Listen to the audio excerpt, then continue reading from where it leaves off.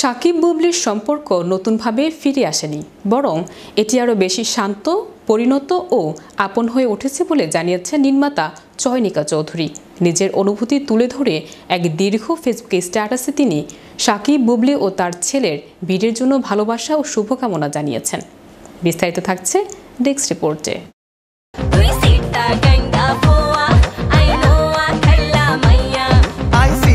সাকিব বুবলির সম্পর্ক নতুনভাবে ফিরে আসেনি, বরং এটি আরও বেশি শান্ত, পরিণত ও আপন হয়ে উঠেছে বলে জানিয়েছেন নির্মাতা চয়নিকা চৌধুরী।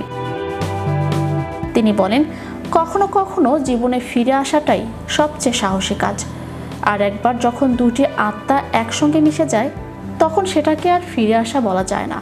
ওটা হয় চিরস্থায়ী হয়ে ওঠা, ভালোবাসার মেলবন্ধন। নিজের অনুভূতি তুলে ধরে এক দীর্ঘ ফেসবুক স্ট্যাটাসে তিনি সাকিব বুবলি ও তাদের ছেলে বীরের জন্য ভালোবাসা ও শুভকামনা জানিয়েছেন। চয়নিকা চৌধুরী লিখেছেন, সাকিব খান, শবনম বুবলি, শেহজাদ খান বীর, অনেক অনেক অভিনন্দন। এই বন্ধু দিবসে এই ছবিগুলো দেখে আনন্দে চোখে জল এলো। কি যে ভালো লাগলো। তিনি লিখেন, কিছু সম্পর্কের টান এমনই হয়, সময়, দূরত্ব, নীরবতা কিছুই তা থামিয়ে রাখতে পারে না। তারা হয়তো দুটো মুখ, কিন্তু গল্পটা সবসময় একটাই ছিল। তারা দুজনই শেহজাদ খান বীরের মা এবং বাবা। এটাই বড় সত্য আর সুন্দর। ছেলের কথাও বিশেষভাবে উল্লেখ করেন তিনি। লিখেন, শুভকামনা তোমাদের জন্য, স্পেশালি আমাদের বীরের জন্য। একজন বাবা এবং তার মা মিলে তাকে অনেক সুন্দর স্মৃতি দিলেন।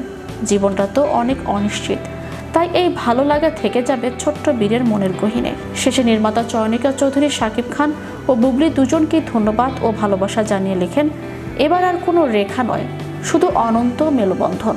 অনেক অনেক অভিনন্দন তোমাদের, অনেক প্রার্থনা, সদা থাকো আনন্দে, সংসারে নির্ভয়ে।